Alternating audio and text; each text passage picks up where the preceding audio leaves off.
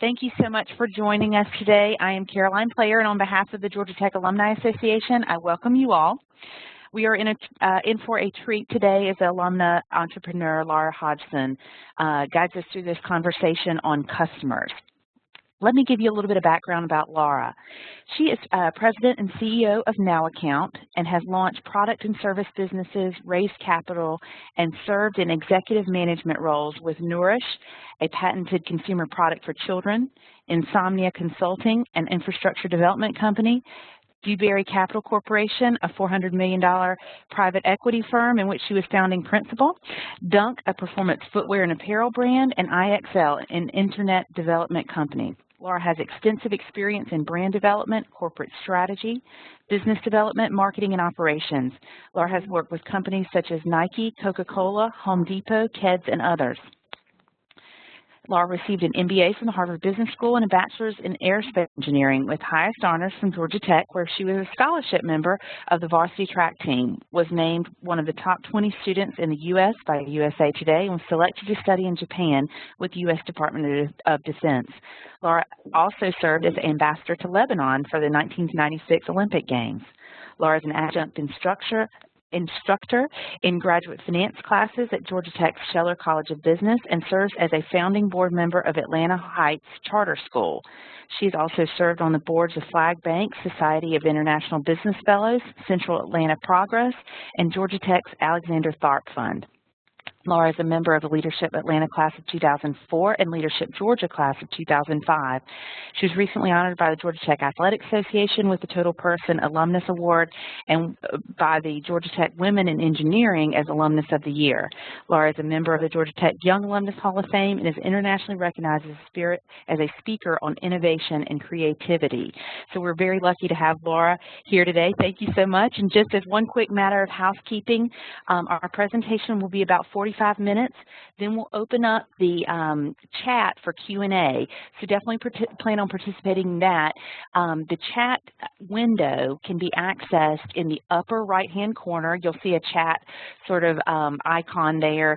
Just click on that, and that will open up the chat feature on WebEx. If you find yourself not muted for some reason, if you'll go ahead and just mute that mic beside your name, that would be fantastic, just so we'll avoid any background noise that you all may be experiencing. So without further delay, let me turn this over to Lara. Thank you. Thank you. Well, it's good to be back again. We did a webinar back in December, I think it was, talking about how to start a business and how do you take that first idea and put it into action. And we had such great feedback, we thought we would make it sort of a regular series where we talk about some of the different components associated with starting and growing your business. So today I'm going to focus on the concept of customers, which of course we all want, because if you start a business and you don't have customers, I think that's really called a hobby. But how do we think about getting customers and getting the right customers, and as I commented, don't just find them, keep them. So, when we were kids, you used to say finders keepers, but that's not necessarily always true when it comes to your customers. So I'm just going to go through, we could also title this presentation, Everything Lara's Done Wrong. And so I'm also going to share with you all the mistakes that I've made in all the different businesses I've had. And I was thinking to myself this morning that when you're a serial entrepreneur, the good part about that is that if you make enough mistakes, eventually get it right. So hopefully some of the things that I share with you today will prevent you from making the same mistakes. So let's sort of jump in. And the first question that I always ask people, when we start talking about, okay, who should my customer be? What's my target customer? How do I think about growing my business? The first question is really one that I think people think is obvious, but it's not. And that's, do you want to grow? Because not everyone does. And I know that sounds strange, but I have met lots of people who started a business because they wanted to create a job for themselves. And that's a fantastic reason to start a business. But it's a very different type of business if what you're doing is starting something that gives you the ability to do what you love, But then at some point when you decide to stop doing what you love, the business would essentially go away, as opposed to someone who is starting a business because they really do want to hire people and have that business live long beyond them. And with that comes the responsibility of employees and management and all these other things. There's not one answer that's better than the other. They're just very different. And I think it's important to kind of know in your mind when you start your business which of those two buckets you fall into, because it will really guide the types of customers that you go after, how many customers you go after, the nature of the contract that you might agree to, if you know sort of what your end goal is with your business. You know, is it something that you plan to sell someday and it will live in perpetuity long after you retire? Or is it something that you plan to build up a nice lifestyle business and then at some point when you decide to retire, the business shuts down and, you know, everyone sort of goes their own way? So I think that's a question that obviously only you can answer for yourself, but it's an important question. And a lot of times when I ask it, people laugh like, well, of course everybody wants to grow, but it's really not such a clear assumption. So, you know, ask yourself what is the outcome you want, and be honest with yourself, because there's a lot of people that I meet that when I ask them that question, their initial reaction is, oh, I want to grow a business that becomes, you know, an enterprise and it's a Fortune 500 company and it's going to live long beyond me. And then when I say, okay, so that means you really do have a passion for, you know, building infrastructure and having management and all of those things, and then they sort of realize, well, no, that's not really what I want to do. I'm an architect and I want to design buildings. And so, you know, again, those are two very different things. So once we establish that you do, in fact, want to grow, I believe that there are really 4 things that your business needs to continue to grow. And interestingly enough, they all start with the word C. So the first thing you need is you have to have customers. Obviously, if you don't have customers that are either growing or a growing number of customers, then chances are your business is in fact not growing. In addition to customers, you have to have capacity. And that's all of the operational things that you have to put in place to meet the demands of your customer. So we have to have customers, we have to have capacity. Of course, we have to have capital because that's the fuel. In fact, I was telling folks that earlier today I was speaking at MARTA because they launched a Now account for all of their suppliers. And the number one thing that everyone said is, we have no capital, right? How are we supposed to grow? And I made the comment that small businesses are the engine of our economy, which everyone nods their head and agrees with. But if you don't give the engine fuel, I'm not sure how we expect them to actually do anything. So third, we need capital. And lastly, we need commitment. And that, of course, has to come from you. So if you don't have the commitment, then having all the customers in the world, having infinite capacity, and having an endless supply of capital isn't going to do you any good. So assuming you have the 4th one covered, what we'll do today is focus on the customers, and then of course in subsequent months we'll do a separate session that focuses on capacity, focuses on capital, and some of the other things that we need. So if we think about customers, you know, I always find it funny that words that we use in everyday life, we always assume we know what the meaning is. And very often that word takes on meanings that are different than what it was originally intended for. So I always like to go back and look at what the definition of a particular word is. And it's interesting, when you look up the definition of customer, there's actually 2 definitions. One of them seems positive and the other one not so much. So if you look it up, a customer is a person or an organization that buys a good or service. That one obviously is, as we're thinking about growing a business, we need to have lots of those. But the second definition is a person or thing of a specific kind that one has to deal with. And I thought that was interesting because in many cases, your greatest strength is also your greatest weakness, or your greatest challenge is also your greatest dream. And when I think back to some of the businesses that I have started and grown, that dream customer that I chased so hard and put all of my resources towards, when I finally got it, may not have turned out to be the dream that I started out with. And so thinking along the way, not just, wow, I wish I had that customer because they're X, they're Coca-Cola, but what role do I want that customer to play for me? And how would I define a success with that customer? And it's not the same with every customer. So really thinking about whether the customer is the dream that you're going after because it plays some role beyond just buying your good or service, or in many cases, can the customer actually become a challenge or a burden? And I have actually, particularly in my services business, I've actually fired customers before because they didn't end up aligning with what I had said the criteria for my company were. I literally had to fire a customer. And so thinking about which bucket they fall into is really important because you don't want every customer. Every customer is not good for you. And when I work with companies that are just starting out, or maybe even those that have been around for a while, and we're going through the exercise of establishing, mission statements or vision statements or, what our goals are, it's interesting because it's really easy to come up with a mission statement that essentially says you do everything. And we all have them. I mean, we all have these mission statements that say we're going to be the #1 provider of financial services to the small business market. That's a great mission statement that doesn't say anything about what you actually do. And the challenge with it is it's too broad, because the harder question to ask yourself is, what am I not going to do? What customer am I not going to serve?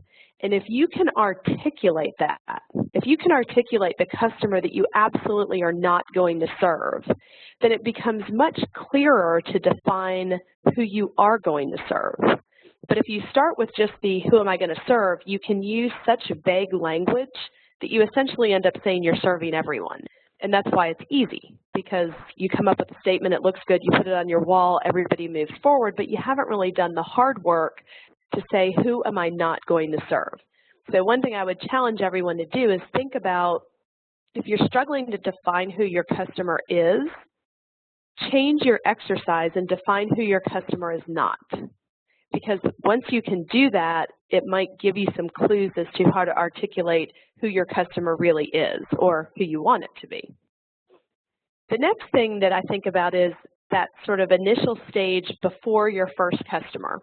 And anyone who's ever been involved in a startup knows that it's a little bit of a euphoric stage, right? You've started your business, you feel really good, you've got business cards made, you sort of have an identity, you're probably spending a lot of time doing research and developing your product, the pace seems fast, everything's optimism, we're going to take on the world, we're going to be the #1 player in our category.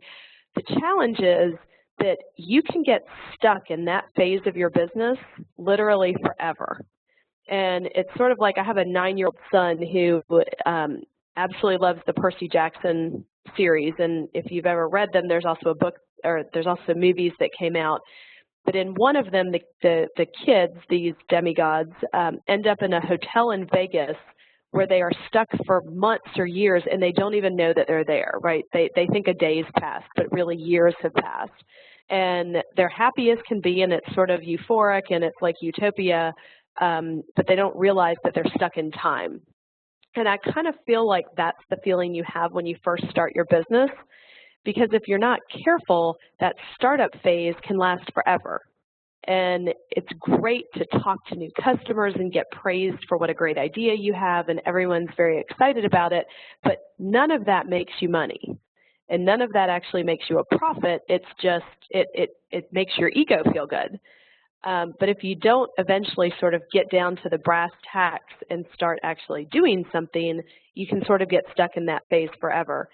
And I often say something which a lot of people argue with me about, but I think starting a company is easy. I think it's probably never been easier. You don't need a lot of money to start a company. Most people overestimate how much capital they need. But today, with technology, with 3D printing, you can essentially design something, build a prototype, and start a business with almost no capital. The challenge is what happens after that. So if startups are easy, the challenging part is scaling up. And so as I think about the first key step is getting that first customer, getting beyond that point where you're in utopia and everything's great and you're designing this great project that's going to change the world, but you don't actually have the customer to answer to. So then we go to the next stage, which is the first customer. And people always ask me when they're starting their businesses, like, who is my ideal first customer? And so, it's interesting because when I think back to some of my different businesses, one of my businesses, Insomnia, which was a services company, I actually started the company with a client, with a customer. And in fact, it was securing the customer that gave me the confidence to actually start the company. I mean, I'd talked about it for a while, but to formally start the company. And so in that case, it's interesting because the customer sort of came to me. It was someone I'd worked with before, and they had a need that they wanted someone to solve. And so I almost started the company with the customer in my hand. And not almost, I literally did. And so in that case, the customer kind of helped design the company in many ways. But more often than not, as with my product company, Nourish, the water company that I started about 8-9 years ago, I started to say 8 and realized my son is 9, and I started the company after he was born. So that's how I keep track of when I did that. When I started that business, it was very different. It was a product company. So I had to go ahead and spend a pretty significant amount of money to design the product, to have molds made before I ever had my first customer. And it's interesting because my partner and I had our services business, and most people think that we just sort of put that on the side and launched our new product company. And, I told someone that myth about entrepreneurs sort of, quitting their job and eating macaroni and cheese for months and then just sort of leaping off a cliff and hoping that they land is really very rare. Most entrepreneurs do what we did, which is we had a business that had a pretty consistent income stream. In some cases, you could have a job. And then in the evenings, we started working on this new business idea. And we had no intention of closing down the business that was earning us our current income until we got to the point where we had our first customer. So we started out, and our first customer was actually a small local retailer. What's interesting about that is that they were safe, meaning we could test some things with them, knowing that things were going to go horribly wrong, and we wouldn't completely blow the whole product opportunity. Now, the interesting thing is at the same time that we launched with this small local children's store, we actually had an offer to launch with Kroger, which of course is the largest grocer in the United States. And if you're selling a product like bottled water, which we were, would be your dream client. And it's interesting because we actually turned them down. And I had people tell me, what is wrong with you? You're crazy. How could you turn Kroger down? But the one thing that I knew is that at that early stage, if we said yes, Kroger would have happily tested us in 20 or 30 of their stores. They would have put the product on the shelves, and quite frankly, nothing would have happened because we weren't at a stage yet where we could support that customer. We didn't have the dollars to do marketing flyers on the weekends. We didn't have the staff to be in there talking to customers. And so what would have happened is they would have tested it for us, and 3 months later they would have looked at the results and said, the product didn't really sell that well. I don't think there's a demand for it. And that would have been a fair conclusion, although it would have been a false conclusion, because it would have been fair because they would have looked at their results and seen that the product didn't fly off the shelf. But it would have been false because the reason the product didn't fly off the shelf is no one would have known it was there. And so the funny thing is we turned down a customer because we weren't in a position to be a good partner. And so I think one lens to think about if you're going after that first customer is more a partner of yours than they are a real customer, because you're going to ask things of them in terms of leeway and leniency and feedback that you wouldn't do years later when you're just selling product. And so you really do have to have that lens, and even though that's your dream customer, if you're not in a position to be a good partner and you under-deliver, you've lost your chance. And so ultimately, we did go back and work with Kroger, but we did it a couple of years later once we had some infrastructure in place. We'd made our oopses, we'd stumbled, we'd had things go wrong, but we had done that with a small local retailer that we could, sort of recover and not do it in public as much. The other thing that's interesting is a lot of people say, okay, so if the goal is just to have your first customer be someone who's smaller and safer, then maybe my first customer should be somebody that I'm really close with, right? So my best friend happens to own a store, let me go launch with them. And I think that's absolutely a bad idea for a couple of reasons. If the customer is too close to you, meaning they're too friendly, they're not going to give you the feedback that you really want to have. And so, you know, in our case, I had family, friends, et cetera, that I easily could have gotten to be my first customers. But my concern was that they knew me too well. They knew the process I'd gone through with the product, and they sort of had the same, you know, rose-colored glasses that I did because they had lived through the process with me, as opposed to somebody who was detached enough from me that they could easily say this isn't working and not worry about hurting my feelings. And so I think you need to, you know, think about that first customer and make sure that it's small and safe, but that it's not so known to you that there's not that frankness of feedback, as opposed to working with a new relationship that, you know, maybe you've got some, you know, some relationship building to do, but they don't know you that deeply. The next thing that I often talk about is people say, you know, well, if I have this perfect customer, I know exactly who I want to go after. The problem is I don't know anybody there.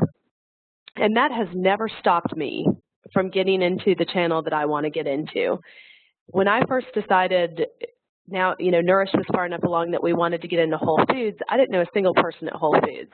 But I can guarantee you that I can find the right person, I can call every number I can find for you, and I can essentially harass you in a very friendly way while I smile, in such a way that you will eventually return my call. And so one of the best ways to get to someone is to figure out how to navigate the gatekeepers, and that has never been easier than it is today with technology. So I actually, before I had Nourish, I had a footwear company that I had started with Shaquille O'Neal, and there was one person in particular that I absolutely wanted to meet, and he had been featured in Fortune magazine. I didn't know him, he lived in Chicago, but he owned this huge business that I wanted to talk to, and so I went to the website, I found the main phone number, I figured out how you could spell the person's name and get their extension, but you can't do that during the day. Because if you call the main number during the day, there's a whole army of gatekeepers that are meant to keep you from connecting with this high-level person. But if you wait till after hours when those people go away, they can't intercept your call. So you can get into the voicemail system, you can play around with spelling the person's name and figure out how to get to their voicemail. And then if you leave a very high-energy, intriguing voicemail, it is amazing how many people will call you back. You can also do the same thing with email. I mean, if you can play around and sort of figure out what the email moniker is for that company, whether it's first initial, last name, last initial, you can figure out how to get messages to people. Of course, today it's even easier now that LinkedIn exists, et cetera. But I still find that even more powerful than LinkedIn and Facebook and all these other things is to get that phone call, to get past the gatekeeper and get a message to the person you want to talk to. And I'm not kidding you, I can't count on both hands the number of people that I have reached out to completely blindly because I read an article about them, and within 48 hours they do call back. So, you know, now work on having a really intriguing message that you leave. But it absolutely works. And then the last question is sort of, when do I get that first customer? Do I have to have the product perfect? Do I have to have it ready to roll out? Do I have to have inventory ready? And I think one of the greatest things that we learned from Bill Gates when Microsoft was initially growing is he launched every product he had before it was ever even ready. And by launching it, he started to get feedback so that he could improve the product while he was releasing it. And we've done the same thing. I mean, we had been designing our water company, Nourish. We were still finding our suppliers. We were still, you know, making design tweaks.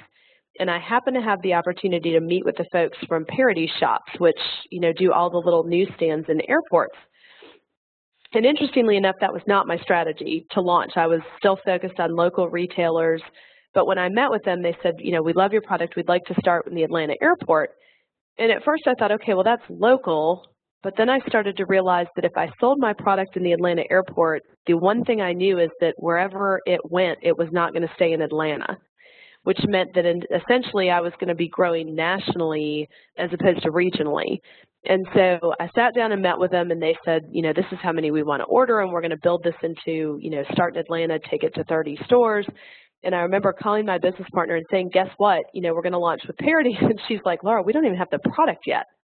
And I was like, I know, isn't that awesome? But what was interesting about that is I was very upfront with them about where we were in the process. So I didn't tell them that the product was ready to ship because that would be stupid. They might have asked for it and I wouldn't have been able to deliver. What I did tell them is, here's where we are in the development, here's the mock-ups, here's the prototypes, we've got this supplier ready, we can have it ready in such and such time. And they said, perfect, we'll set it up with a store that's going to be coming online in 6 months. And so everything was timed for that specific launch. And I remember at the time people telling me, aren't you nervous to tell them how early stage you are? I mean, you should have all these other things so that you look a little bit more large scale like Coke. And I started laughing. I mean, why would I pretend to be Coke when I am not? So, again, it's sort of having that confidence to know that your product is coming along but not there yet. And we learned a lot in that first launch, and we changed a lot about our product. And I can honestly tell you in hindsight that if you launch a product and a year or 2 years later you look back and nothing changed about it, then you have missed a huge opportunity. You weren't listening at some point, and you missed an opportunity to improve it. Because I have yet to meet a person who can look back and say that absolutely nothing about their original business plan or their original product design hasn't been tweaked or changed. So if you haven't done it, then the answer is not that you designed it so perfectly, it's that you weren't listening. But definitely, once we had secured Parities and we knew that we were going to have this growing customer, that's actually the point in time when we decided to start to wind down our other business that generated the current cash flow, because we knew that Nourish was going to be taking off. So, the nice thing is, don't get rid of your income until you've got a customer that you know is going to help you grow your business, unless you have a lot deeper pockets than I had. And so, the one thing that I always tell people is, when you think about failure, people always like to say failure's okay, and I totally disagree. I don't think failure's okay at all. I think that by saying failure's okay, we essentially are just saying that it's acceptable. And I would actually change that and say that failure's awesome. It's not okay, it's awesome. You should try to fail. In fact, you should try to fail as fast as you can and as forward as you can, because the earlier you fail, the cheaper it's going to be. If you wait until later to fail, it gets extremely expensive. And so one of the things that I remember doing when we got our first customer with Nourish is we decided to have a meeting where we brought all of our vendors together, the people that made the labels, the people that did the printing, the people that made the tops, the bottles, the water filler, and that first customer. And we all sat down and we sort of went through the whole process. And midway through that meeting, one of the suppliers started laughing, and he's like, Laura, I have been in this business for over 30 years, and never have I been in a meeting like this. And I thought that was strange, because why would you not have a meeting like that? We identified so many things to fix in that meeting that were cheaper to fix then than they would have been after I'd already made 50,000 bottles and shipped them, that meeting was invaluable. And I think what it also did is it gave all of our partners a feeling of ownership, meaning that they had been part of the process of perfecting our product. And from that point on, whenever we had a problem, nobody freaked out. They would call me and say, oh, this isn't working, but I've already got a solution to it. Or I would have suppliers that would call me and say, I was in the store the other day and I saw this really cool thing and I thought this might be a good idea for you. And so you've now sort of given people the feeling that they have the permission to give you ideas to better improve your product. So, as you get that first customer, don't think that because you have that first customer that your product is perfect and now it's just push the button and scale. You want to sort of involve that customer in giving you feedback so that you can be improving the product as you move along. The next thing, and this sort of goes along with what I was saying, is I always remind myself that God gave me 2 ears and 1 mouth. As much as I love to talk and I use my mouth excessively, there's a reason why God gave you 2 ears, and that's so that you can listen. And one of the most interesting things when I think about bringing that first big customer in is you have to listen to them. Not so much that you start changing your product inadvertently, but enough that you sort of take their input and then average it all together. So let me give you an example. I have met people where you start a business and you haven't really fully fleshed it out. So you get that first customer, and before you know it, they're asking for X, Y, and Z, and you just start saying yes. And you look back and your product doesn't even look like it looked when it started, or your service has completely changed.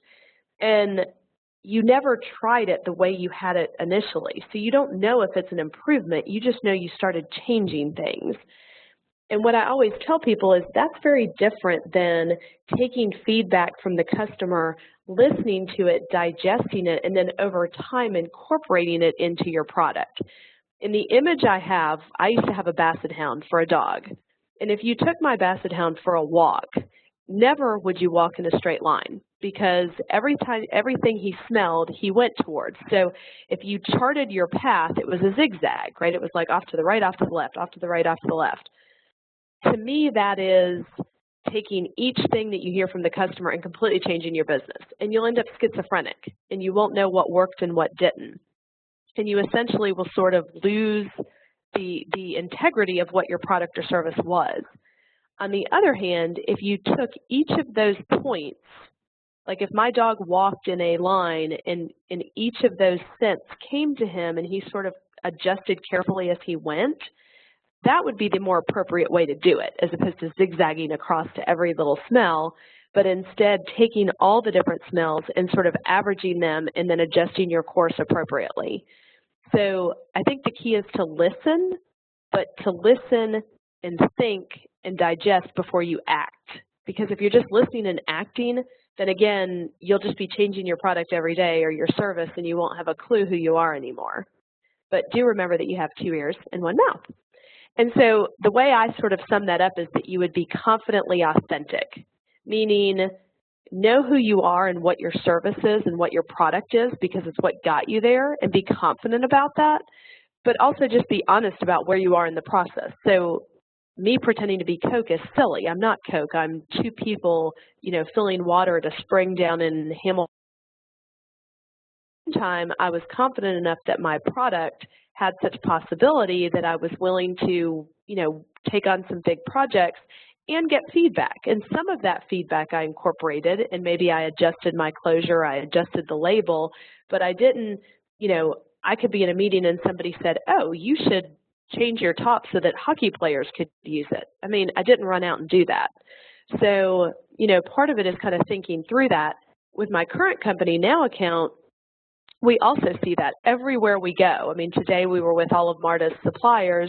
People have all these ideas about how you could use Now Account. You could do this, you could do that, you could take it here, you could take it there. And if we reacted to every single one of those things, I would be exhausted. We'd be running all over the country. We'd be hitting all these different things, and we would lose focus. And we would lose sort of the authenticness of what makes Now Account what it is. At the same time, we take all that input and we write it down and we think about it and we chew on it, and then over time we do make adjustments, but it's not sort of reactionary. And I think part of what anchors us is make sure that what anchors your company is not the what you do, but it's the so what that you do. And let me give you an example. So if your pride, if your ego, if everything about your company is tied up in this really cool widget that you designed, then you're actually going to be a little bit in trouble, because that widget could change a lot. And then you would have to sort of change your positioning. But if your anchor, if your ego, if your passion is in the impact that your widget has, the so what, the impact, the how does it change the world, then the widget can change and your so what doesn't change. So that's kind of your anchor. So with Now Account, for example, my passion is that we can take small businesses who up until now could not grow because they didn't have access to capital and they couldn't take that big client and they couldn't take that big account, and now they can. Now account could change and take on a number of different flavors, and that's still my passion, is helping that small business owner grow. The how and the what can be tweaked, but the so what is really the core of what your business is. And the so what is really what defines who your ideal customer is, because your ideal customer is the one for whom your so what has the biggest impact. And so as I think about with Now Account, where can I have the greatest impact? That's what defines my ideal customer. As I mentioned before, I think that starting a company is easy. I think startups have lots of resources. You don't need a lot of capital. You can get it going. But the hard part is scaling up. And it's when you've got that first customer and now that first customer wants to grow, or it's when you've got that first customer and now you've got 5 new customers coming in. How do you serve those 5 new customers and not keep serving the first customer well? And so that to me is the biggest challenge, is not getting the first customer, it's getting the 10th customer, but not losing the first customer. And so as we think about that phase, I kind of compare startups and scale-ups, and you need very different strategies. So in a startup, when you're selecting your customer, it's a lot like fly fishing, meaning you're going to take that line and you're going to place it in front of the fish that you want to catch. And it's very laser focused. I mean, you know exactly where you're going to place it, and you spend huge amounts of time and resources going after that one client. It's sort of like hunting. But as you scale, you now have to move into a mode where you're not throwing a line in front of each fish you want to catch, but instead you're casting a net. And when you pull that net in, you're going to have thousands of fish. That is a very different challenge, not only to your operation, but it's a very different challenge in terms of you defining who that customer set is. It's one thing to go out and say, okay, my ideal customers are Coke and Nike and such. It's very different to say my ideal customer is consumer packaged goods companies that are in the 50 million range. Because how do you find those? And what I've discovered is when I started, there were all sorts of people, offering to sell me lists and offering to connect me with these different customers. But I became less and less effective because I was a good fly fisherman. I was great at finding a customer and targeting it and going after it. But I wasn't as good at casting that net and then seeing what I got. So, part of the challenge is adjusting your own skill set appropriately. The one thing I would say when you're in the startup phase, make sure that all of your sales and marketing is variable cost. Because until you have those customers and they're actually generating revenue, you don't want to add that fixed cost on there. And that is probably one of the things that has led to the most success for Now Account, our current company, because when we started out, all of our sales and marketing cost was variable.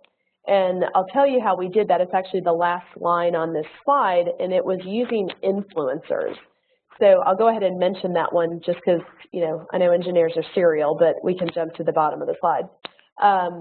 When we started Now Account, we knew that our ideal customer were small businesses. That meant businesses that did under 25 million in revenue, that were trying to grow fast, and that sold to other businesses and governments. Now that's a pretty wide definition. What we also realized is that small businesses are very disaggregated. So when I go to a restaurant for lunch and I look around a crowded restaurant, I have no clue who a small business owner is because they masquerade as consumers. And so what we initially identified was who can we partner with that already has relationships with the people that we want to sell to? And how do we partner with them in a way that makes it worthwhile for them, but it's worthwhile for us? In the startup phase, the role of your influencer is credibility. So our first influencers at Now Account were credit unions and chambers of commerce. And we partnered with those folks not because they had a great sales force that was going to go out and sign up all these customers, but we knew that if they talked about Now Account instead of me talking about Now Account, I would have credibility. And so when you think about your product or service, and you think about who you want to get it in the hands of, ask yourself, if I was that person, if I was that target customer, who do I interact with every day? Who are my influencers? Who do I trust? Who will I listen to? And go partner with that person.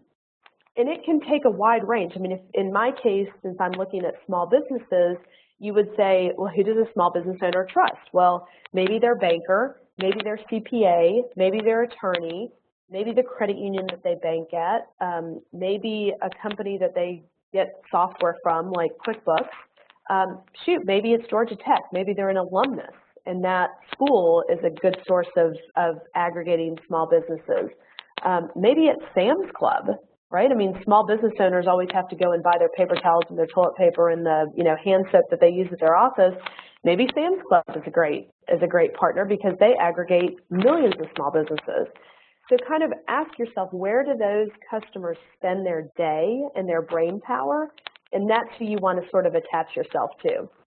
But as you scale up, those influencers have to go from being just credibility to actually being your distributor.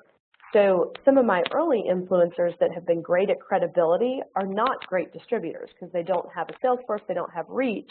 And so now we're starting to add on other influencers that also have the ability to distribute, i.e. Marta. And so the next thing you think about is when you're first starting, as I mentioned earlier, your customer's really your partner. Treat them that way. But when you get to scaling up, your customer becomes a customer, and you have to treat them that way. And it's very different than the way you would treat a partner. Not better or worse, just different. At the same time, when you're in the startup mode, your risk is really, how do I mitigate the point risk that I have? So what happens if the one customer I have goes out of business? But as you get to scale up, you have to focus more on sort of your portfolio. So I meet so many companies that have these great businesses and they've been around 5, 10, 15, 20 years, and then they get this big opportunity to take another customer and they take it, and that customer doesn't pay and their whole business is gone. 20 years of work, all these other clients are all out because one person that was so big didn't pay them. And so always remember that while it's great to have that big customer, don't ever let one customer be the bulk of your revenue because it puts you at huge risk if something happens to them that you can't control.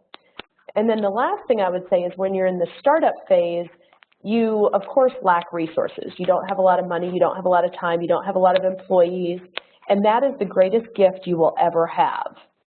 Because that's when you're scrappy, that's when you're creative, that's when you do crazy things like call up a guy that you saw an article on in Fortune and get yourself in the door. But when you get to the scale-up phase, you start to act like you have lots of resources. And the key to success is acting like you still lack resources. I say that because with Now Account, not too long ago when we were first starting up, we had a number of venture capital firms come and they wanted to give us all this money, and I said, look, we're not taking that much money. And they said, oh, but if you had it, think of all the marketing you could do, think of all the, you could really get the word out there and you could create all this awareness. And my comment was, if me taking that money would lead me to do something I wouldn't otherwise do, then it's a bad decision. It's amazing how once you have money or you have all these resources, you start to do things that otherwise you wouldn't do because you have it. And I tell my 9-year-old all the time, the fact that you're in a store that has toys doesn't mean you have to buy one. So, govern yourself and make sure that you continue to keep that creativity and that scrappiness that you had when you lacked resources. The next thing that I think is this is something that I learned in business school, and I thought it was so fascinating because I always thought when I first started my business that you have to wow all of your customers. And the interesting thing is you actually don't have to wow all of your customers. It depends on what your business is and what the competitive landscape looks like.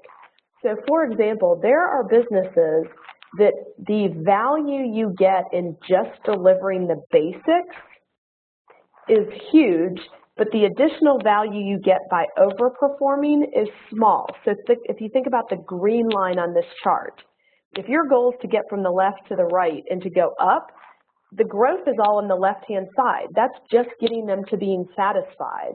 But when you go further to the right and try to overperform, you have diminishing returns. And those tend to be industries where the switching cost is low, so people are switching all the time, and the fact that you have a customer that to over-deliver isn't going to get you anything more. And so, or rather, the switching cost is high. I said that backwards. Because once you have the customer, overly wowing them isn't going to change anything. I mean, they just want their basic needs met. On the other hand, if you're in an industry where there's lots of competition and switching cost is low, then the amount of value you're going to get by just delivering the basics is pretty small because everybody does that. And the only way to really keep a customer is to build that additional excitement, the wow factor. But I say that because if you're in an industry that's governed more by a green line and you spend all your time trying to wow every customer, you're throwing money away because the wow factor isn't getting you the increased return. So make sure you know what industry you're in and know where you get the value, because I have been a customer of services before where that service provider tried to wow me, and in the process of wowing me, I just needed my basic needs met. And because those weren't necessarily met in the effort to do all the fluff, they ended up losing me as a customer. So think about what the customer really wants. Not all customers want to be wowed. Some of them just want to be served. Others, however, do want to be wowed, and if you can't do that, then chances are you won't be able to build your company. As I mentioned, the hardest part about growing the business is not growing to death, and we started Now Account exactly for that reason, because as I was selling to larger and larger customers, they were taking longer and longer to pay, and I realized that I was a bank instead of a water company. And I couldn't find a way to solve that, so we started Now Account, so any small business that has to invoice other businesses and governments that wants to take larger orders or take larger contracts can sign up for a Now Account. They can put the invoice on their Now Account and get paid immediately for less than taking a credit card. It's not a loan, so there's no debt, and that means they can take these larger contracts and grow their business exponentially. And so Now Account came about because I experienced a need that wasn't being solved. So the so what was what drove it. But then as we started to launch and we started to work with small businesses, we refined what we were doing because we heard what our small businesses told us. So for example, when we launched Now Account, we focused on telling people that Now Account was a great way to get cash fast. What we discovered is most of our clients weren't in trouble. They didn't need cash fast. They weren't struggling. They actually had great businesses, even though they were waiting 60 days to get paid. What they wanted to do is they wanted to grow. And so we changed our positioning so that now is all about growing fearlessly so that you can grow as opposed to I need cash, which makes it sound like you're in trouble. And so, again, we didn't change what Now Account was. We didn't change the so what or why it exists. But what we changed was some of the positioning to attract the right customers, which are those customers that want to grow aggressively, not those businesses that are about to die. And so I'm going to skip through a couple of these just as we think about time, and because I already told you what was on them. And I'm going to go to the point where we talk about sort of the mistakes that I've made. So as I think back to a number of the businesses that I started, one of the things that I discovered is you start your business. I remember going to my first trade show, and we set our booth up, and we had a line, and everyone loved the product, and they were placing orders left and right, and everybody was, talking about how excited they were, and of course I felt good, right? My ego was, wow, I designed this great product, and the market loves it.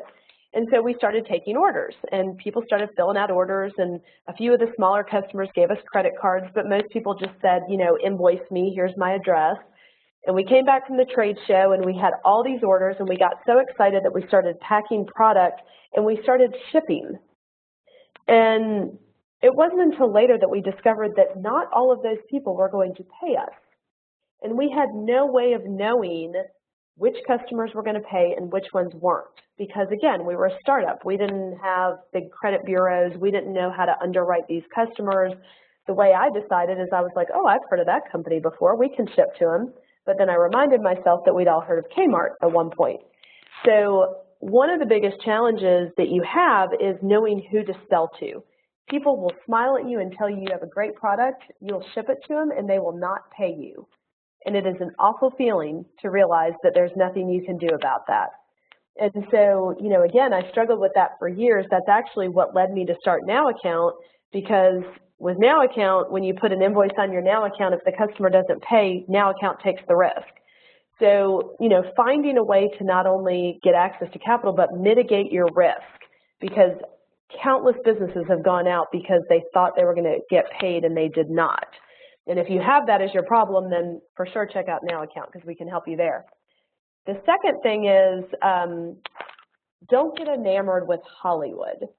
So, and this kind of goes to the next one with social media as well. When I started my business, again, everyone loved our company. Magazines started writing about us. We were getting all this press that we didn't have to pay for. And one of the things that we discovered is that when you get all of that press, all of these people want to be associated with your product. So we were invited out to the Grammys and the Emmys, and everybody wanted to have our product. And it was so exciting that we went out there and we spent a bunch of money and we had all this product and we started, doing different things with different celebrities. The challenge is none of that made money. It was fun and it got us lots of exposure, but until someone figures out how to monetize exposure, which no one has to date, that doesn't make you money. And if I don't make money if I give away a bottle and I don't make money, then I can't make the next bottle. And so when you think about all the opportunities to do PR and to do, free giveaways with your product, I know it's exciting because you'll hear how much everyone loves your product or service, but if that activity did not generate revenue for you, much less a profit, then don't do it. It is a waste of time and it's a waste of money. And exposure never got anybody anything. Exposure is great once you have revenue because it supports it, but by itself, it doesn't get you anything.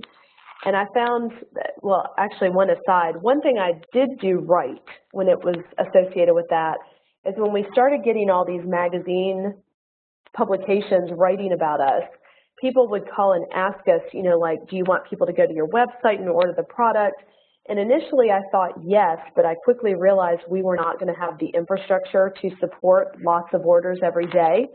So what I actually did is I went to my first customer, that local store in Atlanta, and I asked her if when we were in a magazine, if it was okay to put her website on there. Of course she said yes, because that meant she was going to be in all these magazines for free. But what I knew is that meant people would go to her store and buy the product from her. My margins would be smaller because I would have to, sell her at wholesale price. But she was going to pack, she was going to ship, and of course she loved it because she got exposure for her store and people might buy other things.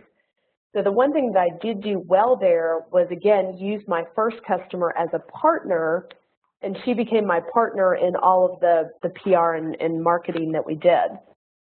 But as we get to social media confounds me today. I mean, it's obviously a lasting part of our economy, but as a small business owner, on one hand, it's good because it's cheap, right? So you can go online and you can build a social media presence and people can come to your storefront and they can find what you do and it's great and it costs a lot less than television ads. The bad part is that it doesn't convert to revenue. Again, you can talk about things, you can engage customers, and all of that has a role in your ultimate strategy. But at the same time, it doesn't sell product. And so you got to be careful about how much time you spend with it and how you integrate it with the other things that you do that do sell product. So again, with Now Account, what we've done, and even with Nourish, all of my social media efforts were less about driving Nourish or Now Account and more about driving people to our partners, which in many cases were our customers. So with Nourish, I would drive people to the retailers that were our partners, where I knew that they would potentially convert it to a sale because they were better able to do that than me. With Now Account, same thing. We use social media to talk about our clients, to highlight what amazing businesses our clients have, because when our clients talk about Now Account, everybody that hears it wants to sign up. So I would rather spend my time featuring my clients and then let them talk about Now Account as opposed to the other way around. And the ugly part, so the good part about social media is it's cheap. The bad part is it doesn't necessarily make you money. The ugly part is it actually costs you money. For some reason in social media, we have conditioned the customer that everything should be free. So when you go on Twitter, when you go on Facebook, when you go on LinkedIn, everything's about a giveaway. And what I found was people were calling me every day wanting a free bottle so they could blog about it, or a free this, or a free that. And what I started to think about is when I was a kid growing up, there used to be one-day sales at Macy's. The funny thing is they actually were one-day sales, and they only happened like once a year. And everyone came to the store, and it was crazy, and everybody bought everything on sale because for the rest of the year it was not on sale. Today, if you go to any department store, there's a one-day sale every Wednesday. The problem with that is it has conditioned us to always buy things on sale. I mean, anybody who walks into a department store and pays full price is crazy, because if you wait 48 hours, it's going to be on sale. And so make sure you don't do the same thing with social media, because it degrades the value of your product. If customers expect to get it free and they expect to get it cheap, then why would they ever pay full price for it? So make sure that you don't inadvertently sort of degrade your product. And then the last thing is everyone talks about, you know, sort of the Shark Tank effect. And no, I have never been on Shark Tank, even though everyone has told me it would be awesome. Primarily because I think if you take your business to a place like Shark Tank, and that's just an example, then what's really driving you is you want exposure. And if that's fine, if you want exposure for yourself, that's fine, but that is not going to help you scale your business. It may give you a ton of exposure and a bunch of orders, but chances are you're going to under-deliver on those, and the hype is going to distract you. So the way I think about it is people who want to go on like a Shark Tank scenario are the same type of people who like to sort of buy a house, paint it up, and flip it. And if your real skill set is coming up with a great idea and getting it to the very start and then letting someone else buy it, then that is a great channel for you. But if you're the type of person who wants to start a business and grow it and scale it, that's not the best channel for you, because again, you're going to get distracted with the hype and you're going to lose focus on building your business. So Shark Tank is more like flipping a house as opposed to someone who actually builds the house from scratch. And so those are just some of the things that's not a mistake I made, but it's one that I could have made because everyone told me that I should go do that.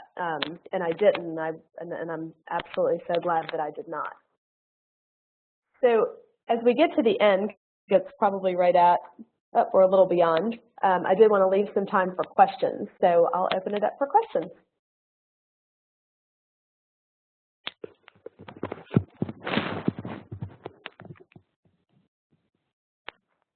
Thank you so much, Laura. Just coming online to encourage anyone to chat to myself, Caroline Player, or to Laura directly with any questions. In that chat window, you can open by clicking on the message bubble icon up in the upper right.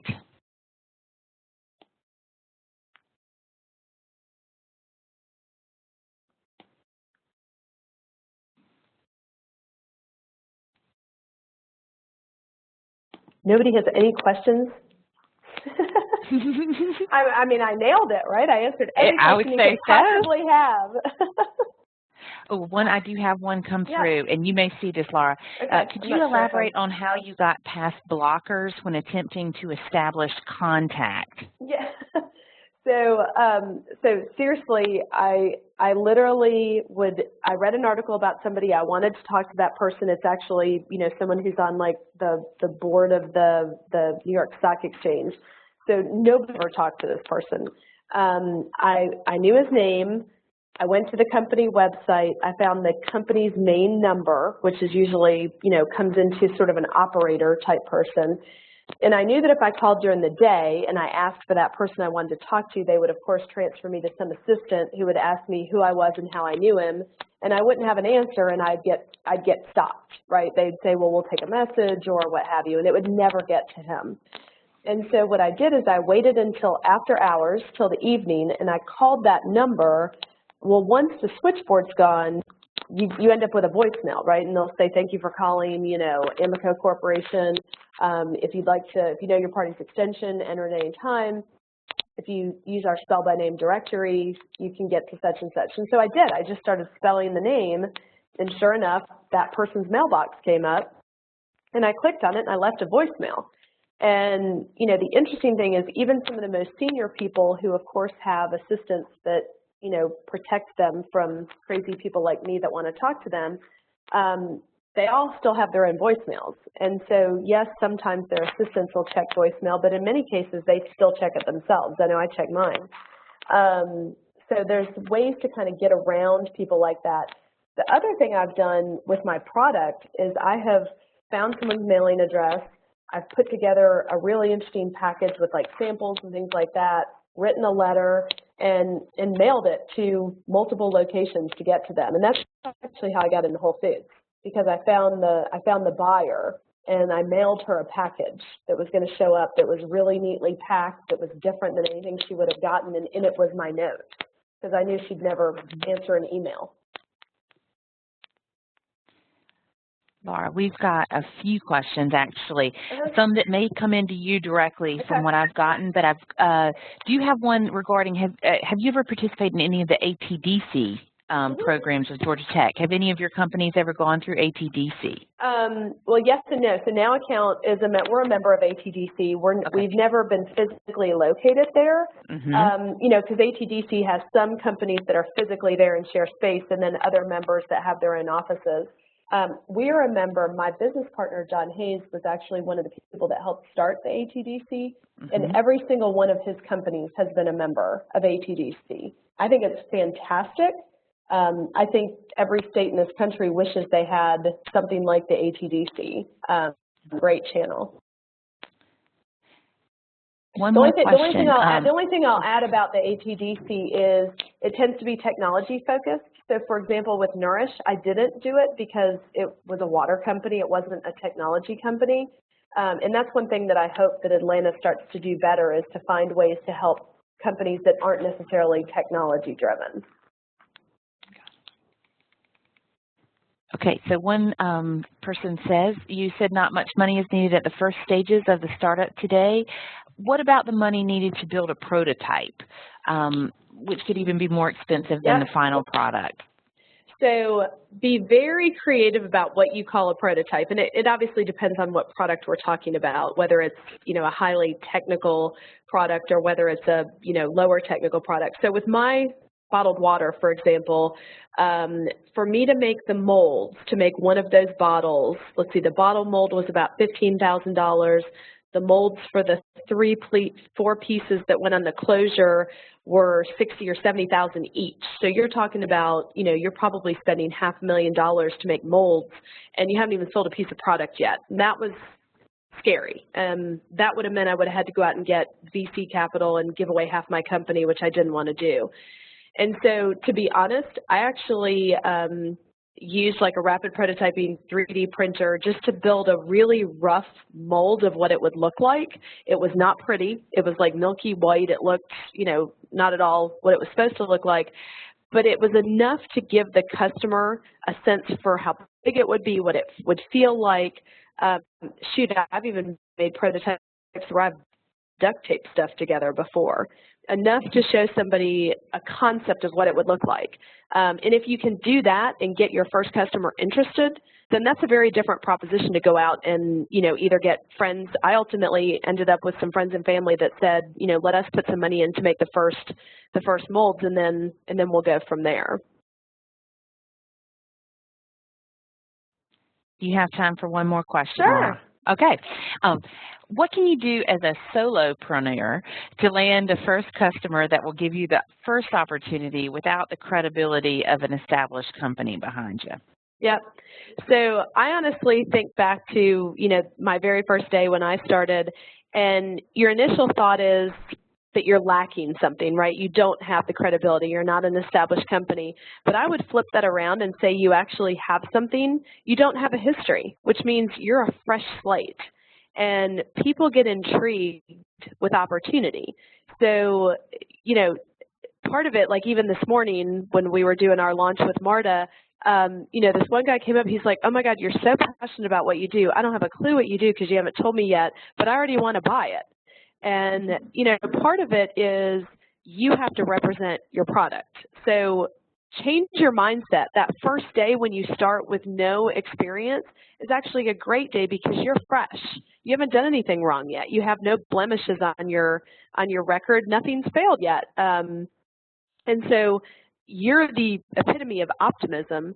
And again, that's when you get permission to do the crazy things like call the guy from Fortune.